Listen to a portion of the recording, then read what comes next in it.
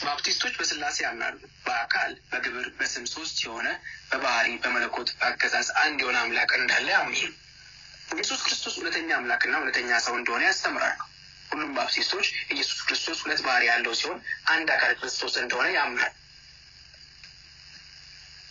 ጥቂት የማይባሉ ባፕቲስቶች ማርያምን የአምላክ እናት ወይም ደግሞ ቲዮቶኮስ ብሎ ከመጥራት ይልቅ የጌታ እናት ወይም ደግሞ የክርስቶስ እናት ብሎ መጥራት አግባብነት እንዳለው ያምናሉ። ክርስቶስ ወይም ደግሞ ጌታ የሚለው ቃል ላይነጣጠል የተጣመረውን ሰብአዊነቱንና አምላክነቱን አመልካች ነው ብሎ ያምናሉ። ስለዚህ የአምላክ እናት የሚለው ቃል የስላሴ እናት ወይም ደግሞ አምላክን አስገኝ ወደሚለው የተሳሳተ ምልከታ ሰዎች ሊወስድ ስለሚችል መጽሐፍ ቅዱስ እንደጠራት የጌታ እናት ብለን እንጠራታለን ብሎ ያምናሉ። ባፕቲስቶች በማርያም ዘላለማዊ ድንግልና አምኑ። በሰማይ ያሉ ቅዱሳን ሆኑ መላእክት የትኛውንም አይነት ጸሎት በምድር ላሉ ሰዎች አይጸልዩም ብሎም ያምናሉ። ሁሉም ባፕቲስቶች ለማለት ባንችልም ሁሉም የሚለው ቃል በሚገልጸው ደረጃ አብዛኛዎቹ ባፕቲስቶች በንጥቀት ያምናሉ። ዲስፔንሴሽናል ፕሪሚሊያሊዝም እና ሂስቶሪክ ፕሪሚሊያሊዝም በባፕቲስቱ ፊት ውስጥ ተቀባይነት ያላቸው ምልከታዎች ናቸው። ዲስፔንሴሽናል ፕሪሚሊያሊዝም ማለት ኢየሱስ ክርስቶስ ከታላቁ የ7 ዓመት መከራ በፊት ቤተክርስቲያን ይነጥቃታል ብሎ የሚያስተምር ሲሆን ንጥቀቱ በስውር የሚሆን ነው፣ ክርስቲያኖች ድንገት ካሉበት ይወሰዳሉ ብሎ የሚያስተምር ትምህርት ነው። ታላቁ መከራም የሚመለከተው አሁን ያለውን የእስራኤል ሕዝብ እንጂ ቤተክርስቲያንን አይደለም። ቤተክርስቲያን በ7 ዓመት ውስጥ በሰማይ ታላቁ የበጉ ሰርግ ላይ ትሆናለች። በምድር ላይ ደግሞ አውሬው ወይንም ደግሞ ሐሰተኛው ክርስቶስ ይገዛል። ከእስራኤል ሕዝብ ጋርም ቃል ኪዳን ያደርጋል። ዓለም ሁሉ እስራኤልን ጨምሮ እነሆ መሲሁ ብሎ ይከተለዋል ብሎም ያስተምራል። የእስራኤል 3ኛው ቤተ መቅደስ በዚህ አውሬ አገዛዝ ይሰራል። ነገር ግን ከ3 ዓመት ተኩል በኋላ ከእስራኤል ጋር ያለውን ቃል ኪዳን ያፈርሳል። እስትንፋስም ያለው መናገር፣ ማዘዝ፣ ማስገደል የሚችል ጣዖት በቤተ መቅደሱ ያቆማል። እስራኤላውያንም ሐሰተኛውን መሲህ እንደተከተሉ ይረዱታል። ፖለቲካዊና ሃይማኖታዊ ውጥረት በማካከላቸው ይፈጠራል። የእስራኤል መከራ ይጨምራል። እግዚአብሔርም በምድር ሁሉ ላይ ቁጣውን ያፈሳል። በመጨረሻም አውሬው እስራኤልን ለመውጋት የዓለምን ሕዝብ በሙሉ አስከትቶ ወደ አርማጌዶን ይዘምታል።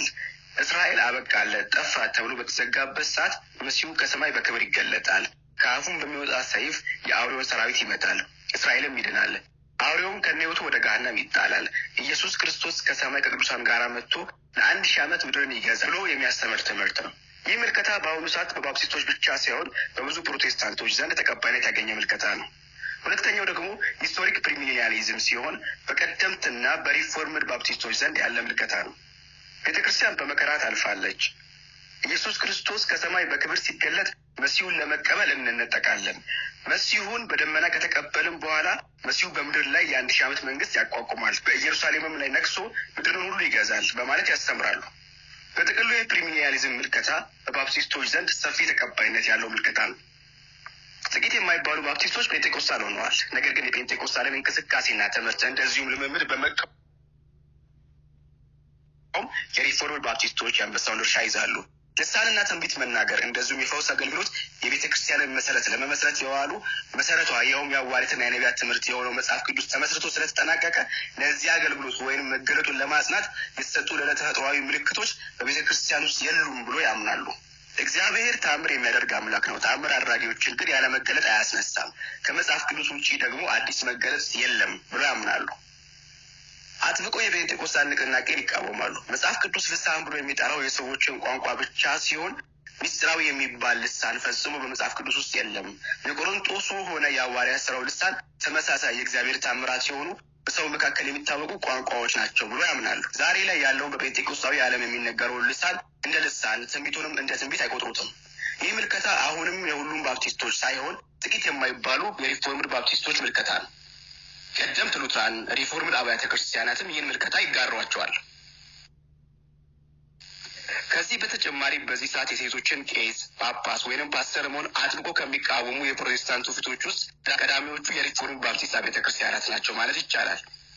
ባፕቲስቶች ድንጋጌዎች ወይንም ኦርዲናንሶች አሏቸው እንጂ ሳክሪመንቶች ወይንም ሚስጥራት የሏቸውም። ጥምቀት አምኖ የዳኑ ቅዱሳን ለእግዚአብሔር ያላቸውን መታዘዝ የሚያሳዩበትና እምነታቸውን የሚያውጁበት ስርዓት እንደሆነ ያስተምራሉ። ይህም ስርዓት በመስፈቅ ወይም ደግሞ በመንከር መደረግ አለበት የሚል ጥብቅ ትምህርት አላቸው። የትኛው ቤተ እምነት ውስጥ የተደረገ የህፃናት ጥምቀት እንደ ጥምቀት ይቆጠራል ብሎ አያምኑ።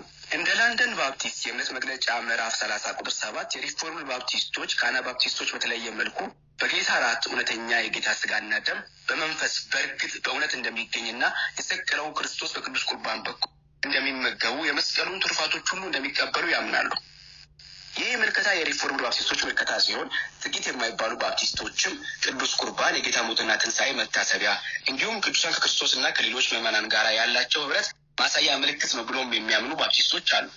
ብዙ የባፕቲስት አብያተ ክርስቲያናት በተለይም የሪፎርምድ ባፕቲስት አብያተ ክርስቲያናት በየሳምንቱ እሁድ የጌታን ስጋና ደም በመካፈል በመጸለይ የእግዚአብሔርን ቃል በመማር ደግሞ ማዕድን በጋራ በመቁረስ እንደዚሁም በዝማሬ የአምልኮ ስርዓታቸውን ይፈጽማሉ።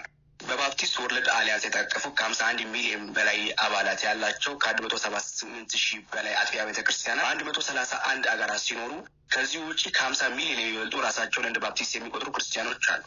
በጥቅሉ ከ100 ሚሊዮን እስከ 170 ሚሊዮን የሚገመት ቁጥር ያላቸው ክርስቲያኖች እንደ ባፕቲስት ይቆጠራሉ ማለት ነው።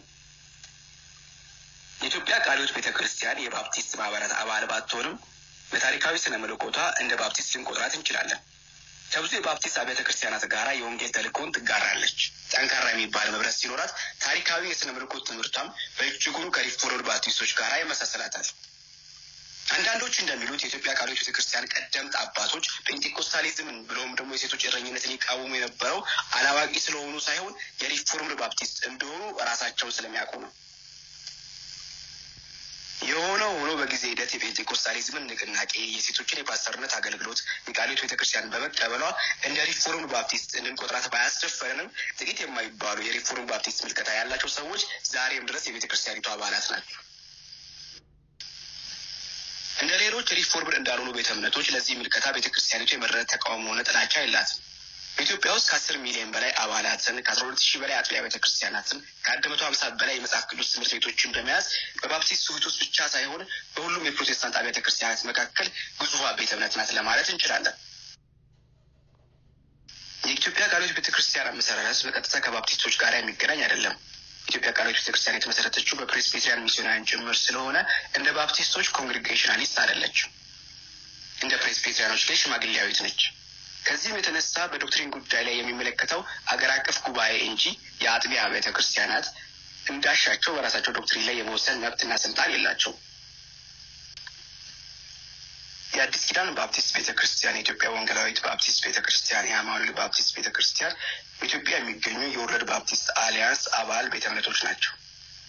ከነዚህ በተጨማሪ አዲስ ባፕቲስት ቤተክርስቲያን፣ ቤዛ ባፕቲስት ቤተክርስቲያን፣ ሂል ክራይስት ባፕቲስት ቤተክርስቲያን፣ ቦሌ ባይብል ባፕቲስት ቤተክርስቲያን፣ ብርሃነ ወንጌል ባፕቲስት ቤተክርስቲያን፣ ግሬስ ሪፎርምድ ባፕቲስት ቤተክርስቲያን የተወሰኑ ተጠቃሽ ቤተ እምነቶች ናቸው። ታሪካዊውን የባፕቲስት ትውፊት ሙሉ በሙሉ ያልያዙ ነገር ግን በተወሰነ መልኩ የባፕቲስት ትምህርት ተጽዕኖ ያለባቸው እንደ ወንጌል እውነት ቤተክርስቲያን ያሉ አብያተ ክርስቲያናትም አሉ። ባፕቲስቶች በሁሉ ነገር እርስ በርስ የሚስማሙ ወጥ ቤተ እምነት ናቸው ማለት አንችልም።